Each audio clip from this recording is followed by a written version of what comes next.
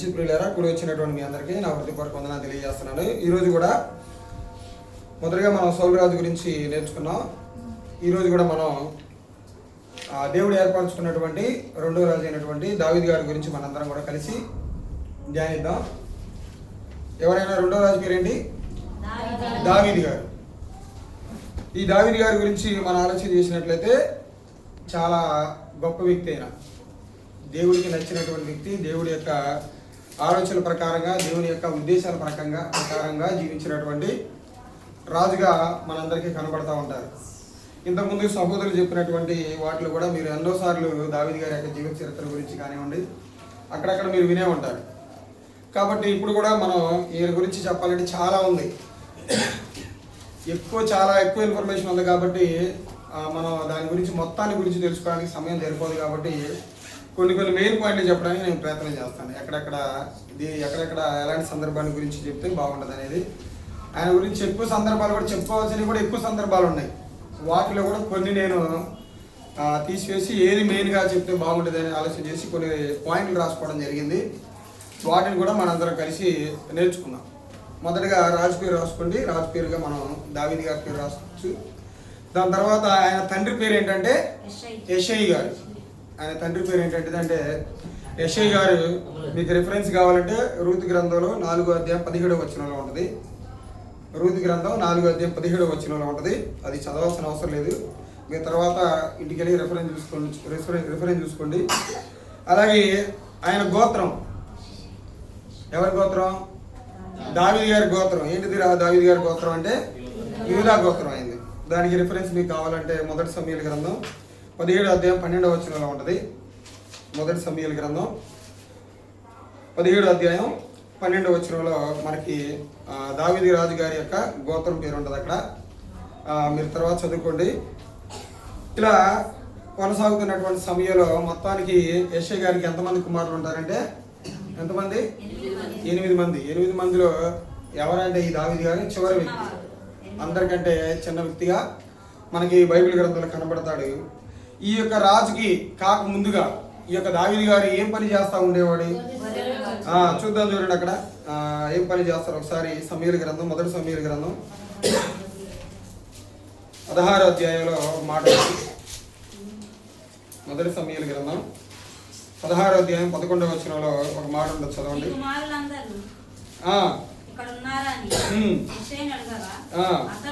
అతడు ఇంకా కడసరి వాడు ఉన్నాడు, అయితే వాడు గొర్రెలను కాయచుడానని చెప్పాను. ఈయన ఏం చేస్తా ఉండేవాడంటే గొర్రెలు కాల్చేటువంటి పని చేస్తా ఉండేవాడంట. గొర్రెలు కాచుకుంటూ ఉండేటువంటి వ్యక్తి తీసుకొచ్చి దేవుడు ఏం చేస్తాడు? ఇజ్రాయేల్ ప్రజల మీద రాజుగా, యూదా ప్రజల మీద కానివ్వండి, ఇజ్రాయెల్ ప్రజల మీద కానివ్వండి, దేవుడు ఈయన్నే రాజుగా నియమించడం జరిగింది. చూద్దాం రాజుగా ఎక్కడ నియమించాడు. అది కూడా దేవుడు ఎక్కడ దావీదు గారిని రాజుగా ఎంచుకున్నాడు అనే దాని గురించి కూడా చూద్దాం. చూడండి, మొదటి సమూయేలు గ్రంథమే 16వ అధ్యాయం నుంచి మనకి స్టార్ట్ అవుతుంది. 16వ అధ్యాయంలో మొదటి వచ్చిన కాడి నుంచి చదువుకుందాం మనం. అంతటా యెహోవా సమూయేలుతో ఇలాగ సెలవిచ్చెను, ఇశ్రాయేలీయుల మీద రాజుగా ఉండకుండా నేను విసర్జించిన సౌలును గూర్చి నువ్వు ఎంతకాలం దుఃఖింతువు? నీ కొమ్మును తైలముతో నింపుము. బెత్లెహేమీయుడైన యెషై యొద్దకు నిన్ను పంపుచున్నాను. అతని కుమారుల్లో ఒకని నేను రాజుగా నియమించుదును. సమూయేలు, నేను ఎట్లు వెళ్ళుదును? నేను వెళ్ళిన సంగతి సౌలు వినిన ఎడల అతడు నన్ను చంపనడగా యెహోవా నీ ఒక పెయ్యను తీసుకొని పోయి యెహోవాకు బలి పశువును వధించుటకై వచ్చితినని చెప్పి యెషైని బలియార్పణమునకు పిలువుము. అప్పుడు నీవు చేయవలసిన దానిని నీకు తెలియజేతును. ఎవరి పేరు నేను నీకు చెప్పుదును, అతనిని నీవు అభిషేకింపవలనని సెలవీయగా సమూయేలు యెహోవా ఇచ్చిన సెలవు చొప్పున బెత్లెహేమునకు వెళ్ళెను.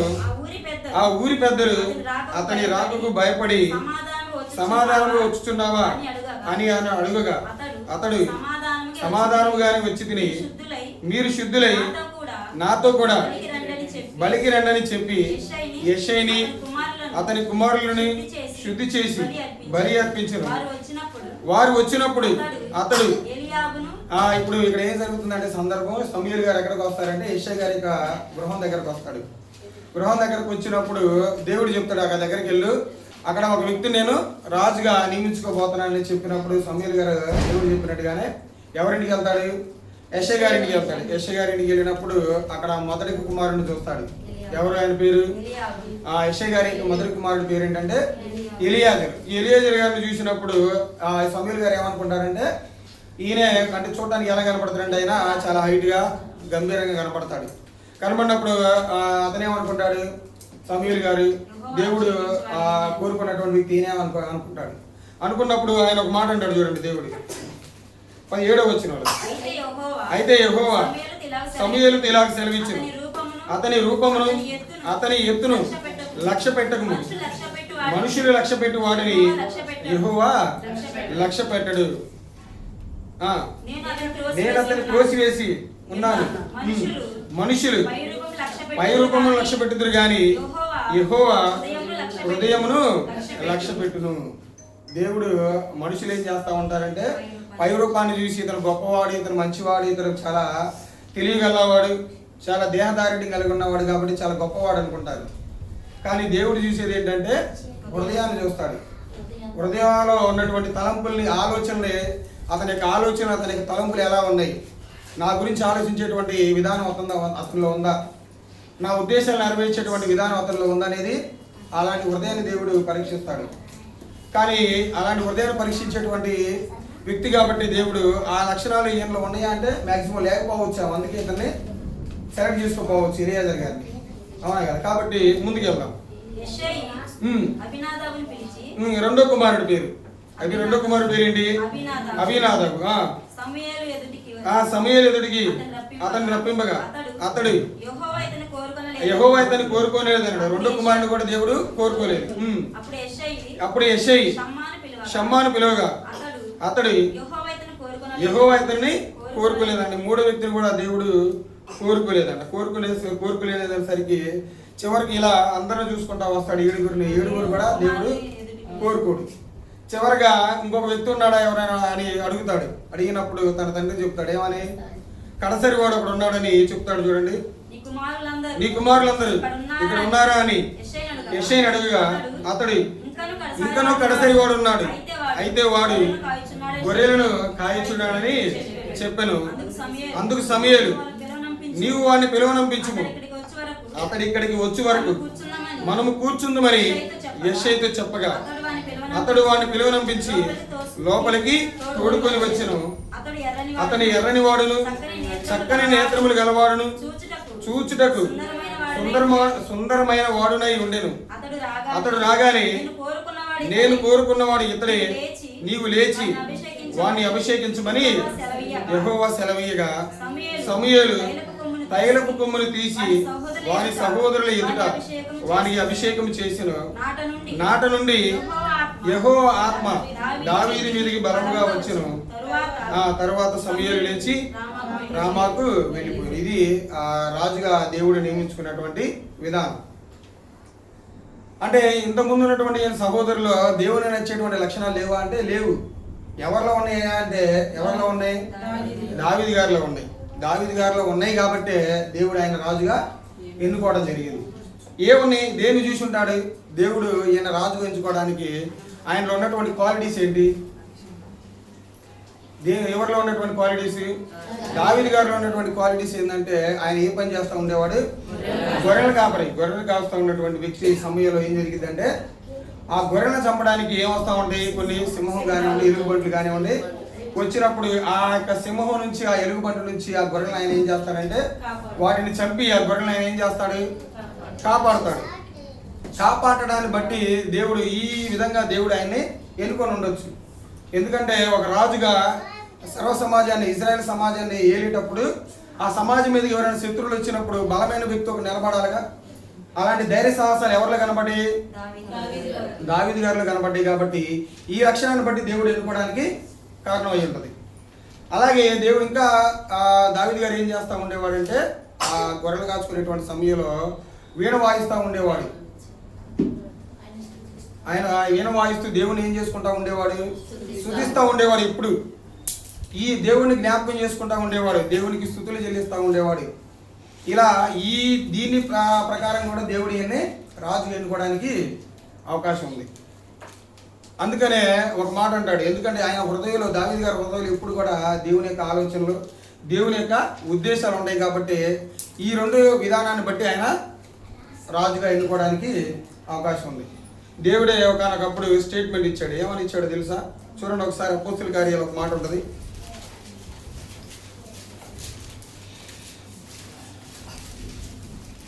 దేవుడే ఆయన గురించి ఒక మంచి స్టేట్మెంట్ ఇస్తాడు.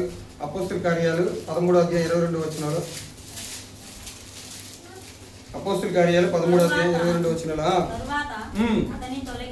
అతను తొలగించి దావీదును వారికి రాజుగా ఏర్పరిచెను.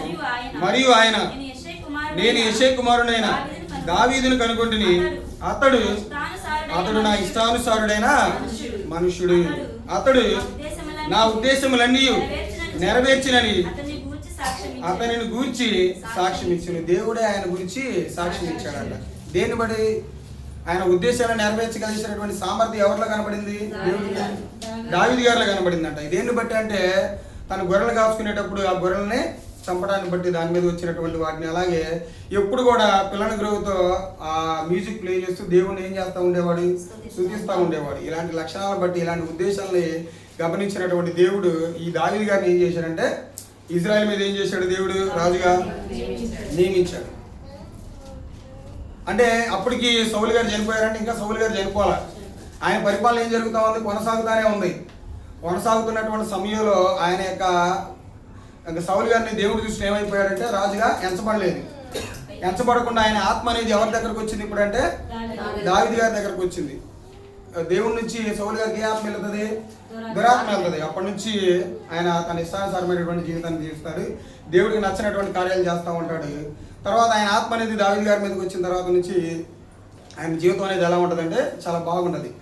దేవుని ఉద్దేశాలను నెరవేర్చేటువంటి విధంగా ఉంటుంది. ఇలా ముందుకెళ్తూ ఉంటే మనకి ఇంకా ఆ రాజుగారి జీవితంలో ఇంకా కొన్ని టర్నింగ్ పాయింట్లు మనకు కనపడుతూ ఉంటాయి. ఆయన చేసినటువంటి మంచి పనులు కానివ్వండి, దేవుడు అసలు హృదయానుసారుడిగా ఎలా కనపడ్డాడు అనేది కూడా మనకి ఇక్కడ కనపడింది. ఎక్కడ అంటే ఒకసారి చూద్దాం, చూడండి. ఆయన యొక్క జీవితంలో కొన్ని టర్నింగ్ పాయింట్లు చూద్దాం మనం. ఆయన ఏం చేశాడు తన జీవితంలో. ఎక్కడంటే మనకి మొదటి సమూయేలు గ్రంథంలోనే 17వ అధ్యాయంలో కనపడింది. చూడండి మనకు ఒక సందర్భం. మొదటి సమూయేలు గ్రంథం 16వ అధ్యాయంలో ఒక సందర్భం ఉంటుంది. 17వ అధ్యాయం 47 వచ్చిన కాడి నుంచి 50 వచ్చిన చదువుకుందాం. చూడండి ఒకసారి. 47 కాడి నుంచి 50 వచ్చిన. అప్పుడు యెహోవా ఈటెను కత్తి చేతను ఈట చేతను రక్షించువాడు కాడని ఈ దండువారందరూ తెలుసుకొందరు. యుద్ధము యెహోవాది. ఈ సందర్భం మీ అందరికీ తెలుసు కదా, గొలియాత్ సందర్భం. ఇజ్రాయెల్ ప్రజల్ని వణికించాడు ఆయన. ఫిలిస్తీయులు వణికిస్తున్నటువంటి సమయంలో, చంపుతున్నటువంటి సమయంలో ఒక పెద్ద ఆజానుబాహుడు వస్తాడు, గొలియాత్ అని. ఆయన చూడగానే ఇజ్రాయెల్ అందరూ కూడా వణికిపోతూ ఉంటారు. వణికిపోతూ ఉన్నప్పుడు ఈయన వస్తాడు. ఎవరు? దావీదు గారు ఎంటర్ అవుతారు. అక్కడ దావీదు గారు ఎంటర్ అయ్యి ఏమంటాడు చూడండి, ఒక చాలా చక్కని మాట్లాడాడు ఆయన. చదవండి. అప్పుడు యెహోవా కత్తి చేతను ఈట చేతను రక్షించువాడు కాడని ఈ దండువారందరూ తెలుసుకుందరు. యుద్ధము యెహోవాదే, ఆయన మిమ్మును మా చేతికి అప్పగించరని చెప్పాను.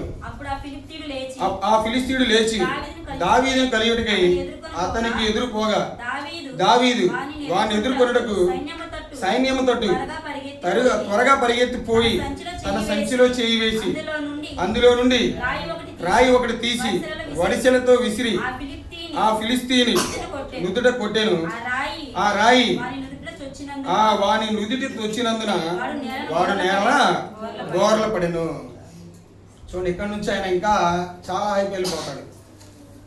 అప్పుడు దాకా ఇజ్రాయెల్ ప్రజలందరూ కూడా ఆయన చూసి ఏం చేస్తూ ఉంటారంటే భయపడతా ఉంటారు. వాళ్ళ నేరాలకు వెళ్ళి దాక్కుంటూ ఉంటారు. దాక్కుంటే సమయంలో దేవుడి మీద నమ్మకంతో ఎంతో విశ్వాసం కలిగినటువంటి దావీదు గారు వచ్చి ఏం చేస్తారంటే తన దగ్గర ఉన్నటువంటి వడిసెలో రాయి పెట్టుకొని ఒకే ఒక దెబ్బతో ఆయన్ని పడగొడతాడు. అంటే ఒక శత్రువుని పడగొట్టడానికి ఆయుధాలు మాత్రం సరిపోదు. ఏముండాలంటే దేవుడి మీద ఎలా నమ్మకం ఉండాలి, విశ్వాసం ఉండాలి. అలాగే నేను యుద్ధం చేస్తానని నేను గెలిపించాననేటువంటి గర్వం కూడా లేదు దావీదు గారిలో.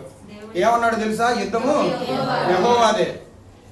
దేవుడు యుద్ధం చేసేది మేం కాదు, అసలు దావీదుని గొలియాతుని చంపింది నేను కాదు. ఆయన ఉద్దేశం ప్రకారంగా ఎవరు చంపారని? దేవుడే చంపాడని. అక్కడ కూడా దేవుడు ఏం చేస్తాడంటే ఆయన కీర్తిస్తాడు. దేవుడు హృదయం కలిగినటువంటి వ్యక్తి ఎప్పుడు కూడా దేవుడు తను ఏ పని చేసినా కానీ తాను గొప్ప చేయాలని తాను గొప్ప కావాలని కోరుకోడు. ఎవరు గొప్ప కావాలని కోరుకుంటాడంటే దేవుడే గొప్ప కావాలని కోరుకుంటాడు. కాబట్టి ఇక్కడ ఈ గొలియాతును చంపడాన్ని బట్టి తాను చాలా గొప్ప స్థితిలోకి వెళ్ళడం జరిగింది. అది ఒక టర్నింగ్ పాయింట్ తన జీవితంలో. ఇంకా మనం చూసుకుంటా వెళ్తే మనం చూసుకున్నాం కదా, దావీదు గారు దేవుని యొక్క చిత్తాన్ని నెరవేర్చేటువంటి వ్యక్తిగా మనకి ఇక్కడ కనబడతాడు. ఇంకా మనం ముందుకెళ్తే దావీదు గారికి ఎంతమంది భార్యలు మనం బైబిల్ గ్రంథాలు ఆలోచన చేసినట్లయితే ఎంతమంది భార్యలు ఉన్నారంటే మొత్తం మీద మనకి 8 మంది భార్యలు ఉన్నారు. ఎంతమంది ఉన్నారు? 8 మంది ఉన్నారు. అందుకు పేర్లు కూడా ఉన్నాయి, కానీ అవి చెప్పడం సరిపోదు. కాబట్టి మీరు అంకె వరకు గుర్తుపెట్టుకోండి. ఎంతమంది అయ్యా భార్యలు అంటే దావీదు గారికి 8 మంది భార్యలు ఉన్నారు. అలాగే రాజుగారికి ఎంతమంది పిల్లలు ఉన్నారు? ఈ దావీదు రాజు గారికి ఎంతమంది పిల్లలు ఉన్నారంటే రిఫరెన్స్లు కూడా ఉన్నాయి, మొత్తం పేర్లతో సహా రిఫరెన్స్లు కూడా ఉన్నాయి, కానీ చెప్పడం ఇబ్బంది కాబట్టి సమయం సరిపోదు. కాబట్టి మొత్తం కొడుకులు ఎంతమంది ఉన్నారంటే 19 మంది కొడుకులు ఉన్నారు ఆయనకి. 19 మంది కొడుకులు ఉన్నారు, ఒక కూతురు. మొత్తం ఎంతమంది సంతానం అంటే 20 మంది సంతానం. ఇంకా చాలా మంది భార్యలు ఉన్నారండి దావీదు గారికి, కానీ వాళ్ళ లెక్క బైబిల్ గ్రంథాలు ఇవ్వాల. ఇంకా ఉన్నారండి కొంతమంది. ఇంకా దావీదు గారికి ఇంకా కొంతమంది భార్యలు ఉన్నారంట. వాళ్ళ పేర్లు కూడా మనకి ఇక్కడ ఇవ్వలేదు. ఇలా ఎంత గొప్ప రాజు అయ్యాడంటే చాలా గొప్ప రాజు అయ్యాడు. దేవుడి ఉద్దేశాలని గొలియాతును చంపడం కానివ్వండి, దేవుడి ఉద్దేశాల ప్రకారంగా జీవించడం కానివ్వండి, ఇలా చేసుకుని వస్తున్నటువంటి సమయంలో ఒక గొర్రెలు కాచుకునే వ్యక్తి నుంచి దేవుడు ఎక్కడ పెట్టాడంటే ఇజ్రాయెల్ ప్రజల మీద కానివ్వండి, యూదా ప్రజల మీద కానివ్వండి రాజుగా ఆయనే నియమించడం జరిగింది.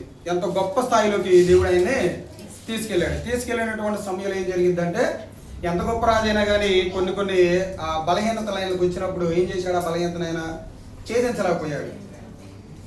అంటే ఆయనలో కూడా ఒక తప్పు ఉంది, ఒక బలహీనత ఉంది. ఏంటిది ఆయన చేసినటువంటి తప్పు? మనందరికీ తెలుసు. చూడండి, సమూయేలు రాసినటువంటి 2వ గ్రంథం 11వ అధ్యాయం మొదటి 10 వచనాలు చూద్దాం. యుద్ధమునకు బయలుదేరు సమయమున దావీదు యోవాబును అతని వారిని ఇజ్రాయేలు వారందరినీ పంపగా వారు అమ్మోనీయులను సంహరించి రబ్బా పట్టణమును ముట్టడి వేసి, అయితే దావీదు యెరూషలేమునందు నిలిచెను.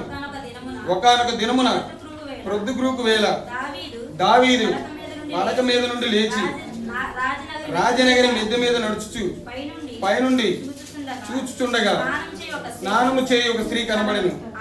ఆమె బహు సౌందర్యవతి ఉండుట చూచి దావీదు దాని సమాచారం తెలుసుకున్నట్టుకై ఒక దూతను పంపెను. అతడు వచ్చి ఆమె ఎలియాము కుమార్తెయు. చూడండి, అక్కడ ఆమె ఎవరి కుమార్తె అంట? ఎలియాము కుమార్తె అంట. అంటే ఎవరామె? ఎలియాము గారి కుమార్తె అంట. హిత్తీయుడగు ఉరియాకు. ఇది కూడా గుర్తుపెట్టుకోండి, ఇలాంటివి వచ్చేది మీకు ఎగ్జామినేషన్ లో గుర్తుపెట్టుకోండి. ఆయన ఎవరి కుమార్తె? బత్షెబా గారు ఎలియాము కుమార్తె. అలాగే ఎవరికి భార్య? హిత్తీయుడగు ఉరియా గారి భార్య. బత్షెబాని తెలియజేయగా దావీదు దూతల చేత ఆమెను పిలువనంపెను. ఆమె అతని యుద్ధకు రాగా అతడు ఆమెతో శయనించును. కలిగిన అపవిత్రత పోగొట్టుకొని ఆమె తన ఇంటికి మరలా వచ్చిన. ఇంకా తర్వాత సందర్భం మనందరికీ తెలిసిందే. ఏం చేస్తారు? ఆమెతో శయనించిన తర్వాత ఆమె ఒక బిడ్డకి గర్భవతి అయిన సంగతి ఎవరికి తెలియజేస్తుంది? ఆమె వచ్చి మళ్ళీ దావీదు గారికి తెలియజేస్తుంది. దావీదు గారికి తెలియజేసినప్పుడు ఈయనకి చవట్ల పడుతుంది. ఇంకా ఈయన చాలా భయపడతారు.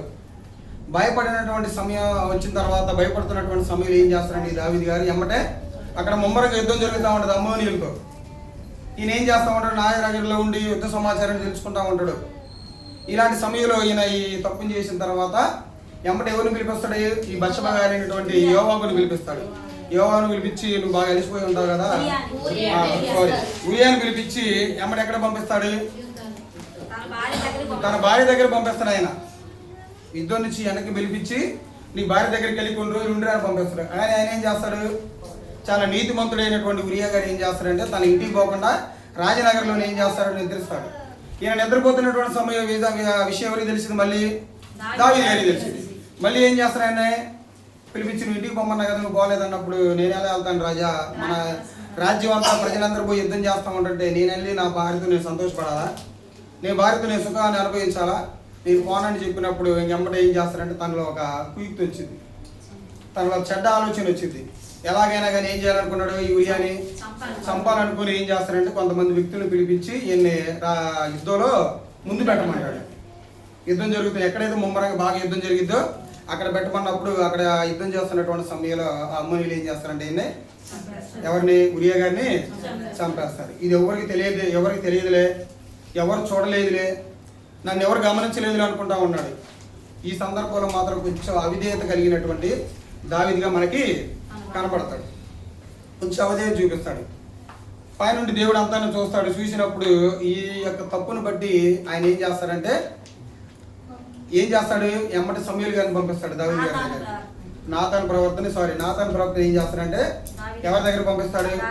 దావీదు గారి దగ్గర పంపిస్తాడు. దావీదు గారి దగ్గర పంపించినప్పుడు నాతాన్ గారు ఏం చెప్తారంటే ఒక ఉపమానం చెప్తాడు.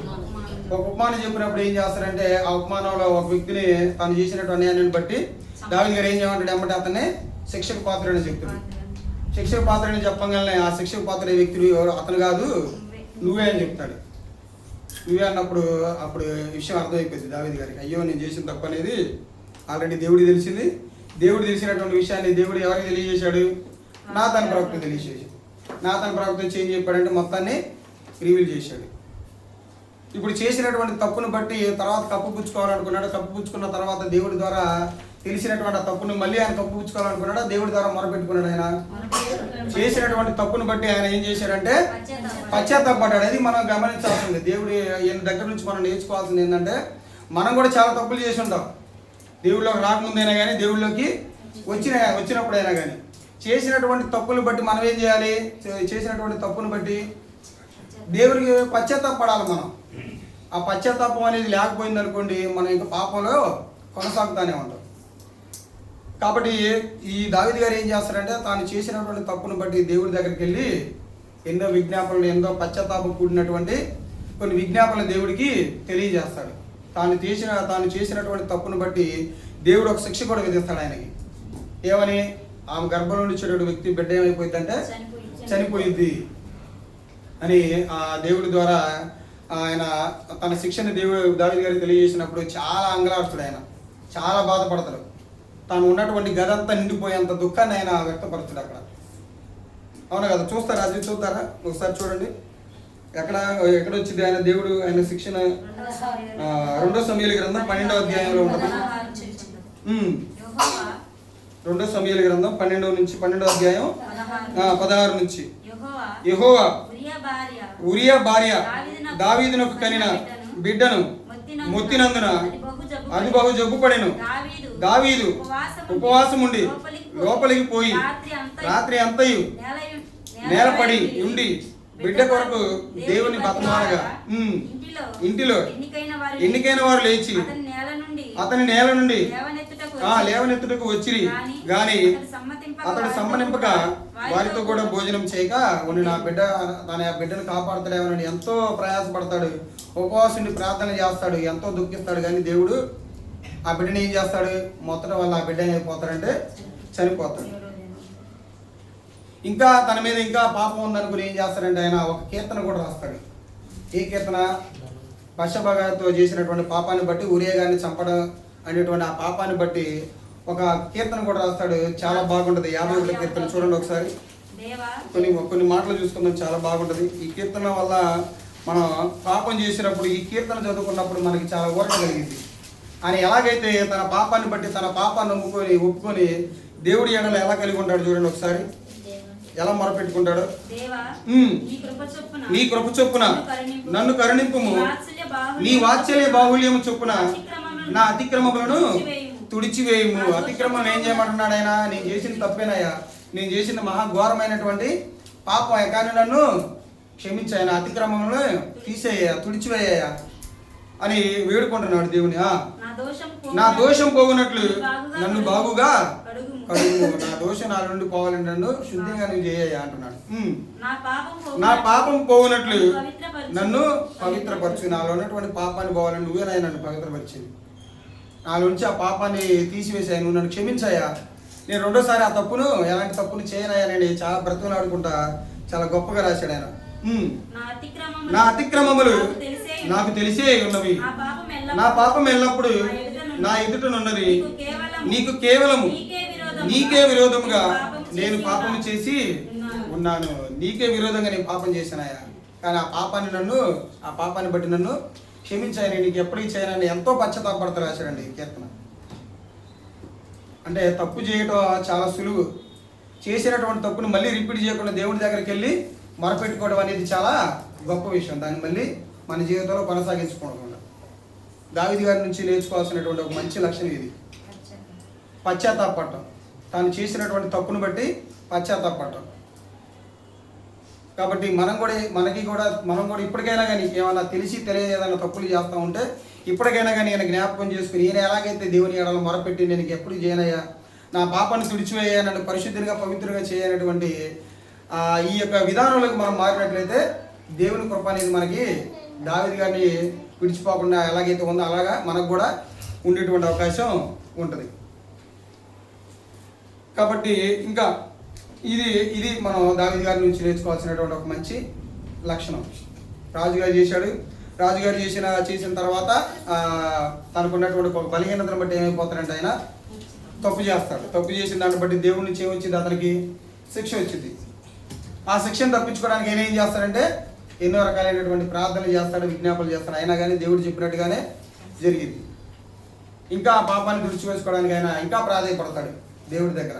బత్షెబా గారు చేసినటువంటి విషయంలో ఆ విషయాన్ని బట్టి కూడా ఈయన దీని నుంచి మనం నేర్చుకోవాల్సింది ఏంటంటే ఇది పశ్చాత్తాపడ, చేసినటువంటి తప్పును బట్టి పశ్చాత్తాపడి హృదయానికి కఠినమైనటువంటి హృదయాన్ని చేసుకోకుండా సున్నితమైన హృదయాన్ని చేసుకుని ఆయన దేవుని ఎడల భయభక్తులు కలిగి జీవించడం జరిగింది. ఇలా మనం ఇంకా ముందుకెళ్తే ఎన్ని కీర్తనలు రాసి ఉంటాడు దావీదు గారు? మొత్తం ఐడియా ఉంది ఎవరికన్నా? మొత్తం 150 కీర్తనల గ్రంథం ఉంది కదా, మొత్తం 150 అధ్యాయాలు ఉన్నాయి కదా. 150 అధ్యాయాల్లో దావీదు గారు మొత్తానికి 73 కీర్తనలు రాశాడు. ఎన్ని కీర్తనలు రాశాడు? 73 కీర్తనలు రాశాడు. గుర్తుపెట్టుకుని ఇలాంటివి వచ్చేది. ఎన్ని కీర్తనలు రాశాడంటే మొత్తానికి 73 కీర్తనలు రాశాడు. ఆ కీర్తనలు కూడా ఉన్నాయి, చెప్పాలంటే టైం పట్టింది కాబట్టి చాలు. మొత్తానికి ఒక అంకి గుర్తుపెట్టుకుని ఎన్ని కీర్తనలు రాశాడంటే 73 కీర్తనలు రాశాడు. ఇలా ఇంకా మనం ముందుకెళ్తే ఈయన చంపడానికి కూడా ఈ దావీదు గారి వచ్చినటువంటి ఫేమస్ని బట్టి, ఆయనకు వచ్చినటువంటి పేరుని బట్టి ఈ సౌలు గారు ఏం చేయాలనుకుంటాడు? ఆయన్ని చంపాలనుకుంటాడు. ఎన్నిసార్లు చంపాలనుకుంటాడు ఆయన్ని? ఎన్నిసార్లు కూడా ఉంది లెక్క. ఎన్నిసార్లు చంపాలనుకుంటాడు అంటే మొత్తానికి 10 సార్లు చంపాలనుకుంటాడు ఆయన్ని. సౌలు గారు దావీదు గారిని రిఫరెన్స్లు కూడా ఉన్నాయి నా దగ్గర. ఎన్నిసార్లు చంపాలనుకుంటాడంటే 10 సార్లు చంపాలనుకుంటాడు. 10 సార్లు చంపాలనుకున్నా కానీ ఆయన ఏం చేస్తాడు? ఆయన దగ్గర నుంచి దేవుడు ఆయన ఏం చేస్తాడు? దావీదు గారిని కాపాడుతాడు, ఆయన దగ్గర నుంచి తప్పిస్తాడు. ఇన్నిసార్లు చంపాలని చూసినా కానీ దావీదు గారికి కూడా వచ్చింది మళ్ళీ ఎవరిని చంపేటువంటి అవకాశం? సౌలు గారిని. ఎన్నిసార్లు వచ్చింది? దావీదు గారికి కూడా సౌలు గారిని చంపేటువంటి అవకాశం బైబిల్ గ్రంథంలో 2 సార్లు వచ్చింది. ఈ 2 సార్లు కూడా దేవుడు దావీదు గారు ఏం చేస్తాడు? సౌలు గారిని చంపడు. ఎందుకు చంపడు? దేవుడు అభిషేకించినటువంటి వ్యక్తిని ఎవరు కూడా చంపకూడదు. దేవుడు చంపితే చంపాలి, దేవుడే చంపాలి. కానీ దేవుడు ఇచ్చినటువంటి శాపాన్ని బట్టి ఆ మనిషి చనిపోవాలి, కానీ మనుషులు ఎవరు కూడా ఆయన్ని చంపకూడదు. ఇంకా రెండో లక్షణంగా ఆయన నుంచి మనం ఏం నేర్చుకోవచ్చు అంటే సహనం, ఓర్పు. ఎన్నిసార్లు ప్రయత్నం చేశాడు ఆయన చంపడానికి? 10 సార్లు ప్రయత్నం చేసినా కానీ ఆయన ఒకసారి కూడా ఆయన మీదకి ఎదురు తిరగడు. ఒకసారి కూడా ఆయన చంపాలనేటువంటి ఆలోచన ఆయనకి రాదు. దేన్ని బట్టి అంటే ఆయనలో ఉన్నటువంటి ఓర్పుని బట్టి, ఆయనలో ఉన్నటువంటి సహనాన్ని బట్టి ఆయన మీద ఇంకా కనికరించాడంట. ఒక రిఫరెన్స్ ఉంటుంది, సౌలు గారు చేసేటువంటి పనులు బట్టి ఆయన ఏం చేస్తాడంటే సార్ దావీదు గారు ఆయన్నే కనికరిస్తాడంట. నేను చంపకూడదు ఈయన్ని, ఈయన చేస్తున్నటువంటి పనులు బట్టి నేను ఈయన చంపకూడదు అనేటువంటి ఆలోచన కూడా వచ్చిందంట. ఇది కూడా మనం నేర్చుకోవచ్చు. సహనం. ఎంతమంది మనల్ని ఇది నువ్వు తప్పుడోడిరా, నువ్వు అలాంటి వాడిరా, నువ్వు ఇలాంటి దానివి అలాంటి దానివి అని మనల్ని చాలామంది అంటున్నా కానీ మనం ఏం చేయకూడదంటే వాళ్ళని మన ఎదురు తిరిగి మన మాట అనకూడదు, మన మాట తిట్టకూడదు, మనం దూషించకూడదు. అది ఎవరి నుంచి నేర్చుకోవచ్చు అంటే ఇక్కడ దావీదు గారి గురించి. దావీదు గారు కూడా చంపడానికైనా కానీ ఎంతోమంది సార్లు ప్రయత్నం చేశాడు. ఎన్నో దూషణ మాటలు కూడా సౌలు గారు అన్నారు. అయినా కానీ ఆయన ఒక్క మాట కూడా అనలేదు. ఆయన 2 సార్లు ఆయన చంపడానికి అవకాశం వచ్చినప్పుడు కొన్ని గుర్తులు కూడా అక్కడ పెట్టి దూరం నుండి చూపిస్తూ ఉంటాడు. ఎందుకు? ఆయన నుంచి కొంచెం క్షమాపణ దొరకడానికి, ఆయనతో సమాధాన పడడానికి. ఎవరితో? సౌలు గారితో సమాధాన పడడానికి దావీదు గారు 2 సార్లు ప్రయత్నం చేస్తాడు. ఇదిగో నువ్వు నాకు నిన్ను చంపడానికి నాకు 2 సార్లు అవకాశం వచ్చినా కానీ నేను నిన్ను చంపలేదు. ఒకసారి ఏం చేస్తాడు? తను చేసుకున్నటువంటి చొక్కా యొక్క చెంగుని సగం జిలుపుకొని వస్తాడు. కొంచెం దూరం నుంచి ఇదిగో సౌలు గారు నిన్ను చంపడానికి నేను చంపాలనేటువంటి అవకాశం వచ్చింది, అయినా కానీ నేను నిన్ను చంపలేదు, కావాలంటే ఇదిగో నువ్వు వేసుకున్నటువంటి అంగి యొక్క చెంగు చూడని చూపిస్తాడు. రెండోసారి ఒక ఈటను తీసుకొని వస్తాడు. ఈటను తీసుకొని వచ్చి ఈటను కూడా చూపిస్తాడు. ఇదిగో నేను చంపడానికి అవకాశం వచ్చింది, నేనైనా చంపలేదు అని ఇది కూడా మనకి కనబడింది. ఇలా కనబడుతున్నటువంటి సమయంలో మొత్తానికి ఎన్ని సంవత్సరాలు అయ్యా ఈయన ఇజ్రాయెల్ ప్రజలను పరిపాలిస్తాడంటే మొత్తానికి ఎన్ని సంవత్సరాలు పరిపాలిస్తాడు? 33 సంవత్సరాలు. ఎవరిని 33 సంవత్సరాలు? ఇజ్రాయెల్ ప్రజలనే. ఇజ్రాయెల్ ప్రజల మీద ఏమో 33 సంవత్సరాలు పరిపాలన సాగిస్తాడు. తన సొంత జనాంగమైనటువంటి యూదా ప్రజల మీద 7 సంవత్సరాల 6 నెలలు. యూదా రాజ్యం మీద ఏమో 7 సంవత్సరాల 6 నెలలు ఆయన పరిపాలన చేస్తాడు. ఇజ్రాయెల్ రాజ్యం మీద ఎన్ని సంవత్సరాలు పరిపాలన చేస్తాడంటే మొత్తం మీద 33 సంవత్సరాలు, మొత్తం 40 సంవత్సరాలు ఆయన పరిపాలన చేస్తాడు. ఇజ్రాయెల్ ప్రజల మీద ఈ రాజుగా ఉన్నప్పుడు ఆ ఇజ్రాయెల్ ప్రజలు వచ్చి ఈయన రాజుగా పట్టాభిషేకం చేస్తారు రెండోసారి. ఎక్కడ కనబడింది ఒకసారి చూడండి. అది 2 సమూయేలు గ్రంథం 5వ అధ్యాయం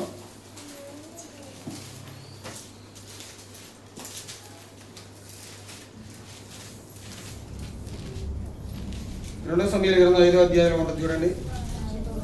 ఇజ్రాయేలు వారి సకల గోత్రముల వారి హెబ్రోనులో దావీదు వద్దకు వచ్చి చిత్తగించుము, మేము నీ ఎముక నండిన వారము, రక్త సంబంధులము, పూర్వకాలమున సౌలు మా మీద రాజై ఉండగా నీ ఇజ్రాయేలును విడిపించువాడనై ఉంటివి. అయితే ఇప్పుడు నీవు ఇజ్రాయేలును బట్టి నా జనులను పాలించి వారి మీద అధిపతివై ఉందువని యెహోవా నిన్ను గురించి సెలవిచ్చి ఉన్నాడని చెప్పిరి. మరియు ఇజ్రాయేలు వారి పెద్దలందరూ హెబ్రోనులో దావీదు నొద్దకు రాగా రాజైన దావీదు హెబ్రోనులో యెహోవా సన్నిధిని వారితో నిబంధన చేసిన గనుక ఇజ్రాయేలు వారి మీద రాజగుటకై వారు దావీదునకు పట్టాభిషేకం చేసిరి. ఇది అందరూ యూదావారు ఇజ్రాయేల్ ప్రజలందరి ఎడల పట్టాభిషేకం చేశారు. దేవుడు ఎప్పుడు చేశాడంటే మొదటి సమూయేలు గ్రంథం 16వ అధ్యాయంలో ఆయనకి దేవుడు ఎన్నుకున్నటువంటి సమయం ఇది. ఈ పట్టాభిషేకం ఎప్పుడంటే అందరి ఎడల సర్వ సమాజం ఎడల జరిగినటువంటి రాజుగా పట్టాభిషేకం జరిగినటువంటి అది ప్రైవేట్గా వాళ్ళ కుటుంబ సభ్యుల మధ్య జరిగినటువంటి సందర్భం. ఎక్కడ? దావీదు గారు సమూయేలు గారి ద్వారా చేయించినటువంటి రాజు పట్టాభిషేకం అనేది. ఇది ఎప్పుడు జరిగిందంటే సర్వ సమాజ ఎడల జరిగింది. అక్కడ ఇజ్రాయెల్ ప్రజలు యూదా ప్రజలు అందరూ కలిసి ఆయన్ని ఏకదాటిగా రాజుగా ఎన్నుకోవడం జరిగింది. ఇలా ఎన్నో కొన్ని గొప్ప కార్యాలు తన జీవితంలో జరిగించుకుంటూ వచ్చారు. చాలా ఉన్నాయి, రిఫరెన్స్లు చాలా ఉన్నాయి, మనకి చెప్పడానికి సమయం లేదు, దూరభారం పోయే వాళ్ళు కూడా ఉన్నారు. చివరిగా మనం ఇలా పరిపాలన చేసుకుంటూ వచ్చి మనకి ఎక్కడ రాజుగారి మరణం కనపడిద్ది అంటే 2 సమూయేలు గ్రంథం మొదటి రాజుల గ్రంథం 2వ అధ్యాయం 10వ వచనం. 2వ అధ్యాయం 10వ వచనం. దావీదు తన పితరులతో కూడా నిద్ర పొంది దావీదు పట్టణమందు సమాధిలో పెట్టబడెను. ఇలా తన పరిపాలనతో కొనసాగించుకుంటూ తన కాలాన్ని ముగించుకొని ఆయన చనిపోవడం జరిగింది. ఎన్ని సంవత్సరాలు వెళ్ళాడంటే గుర్తుపెట్టుకోండి, ఇలాంటివి అడిగేది. కిందే ఉందా చదువు. ఇజ్రాయేలీలను ఏలిన కాలము 40 సంవత్సరములు, హెబ్రోనులో అతడు 7 సంవత్సరములను, యెరూషలేములో 33 సంవత్సరములు ఏలెను. ఆయన తర్వాత ఎవరు వస్తారంటే ఆయనకి రాజుగా బత్షెబా గారి ద్వారా పుట్టినటువంటి కుమారుడు సొలొమోను గారు రాజుగా పట్టాభిషేకం చేయడం జరిగింది. ఇదండి మొత్తం మీద మనం అంటే మరీ క్లుప్తంగా చెప్పుకున్నాం, మరీ ఎక్కువ కాదు, అలా మరీ తక్కువ కాదు. ఆయన జీవితంలో జరిగినటువంటి కొన్ని ముఖ్యమైనటువంటి సంఘటనలు. మంచిది. ఈ రాజు గురించి చెప్పడానికి దేవుడు నాకు ఇచ్చినటువంటి అవకాశాన్ని బట్టి మరొకసారి మీ అందరికీ నా హృదయపూర్వక వందనాలు తెలియజేస్తూ నా మాటలు ముగిస్తున్నాను.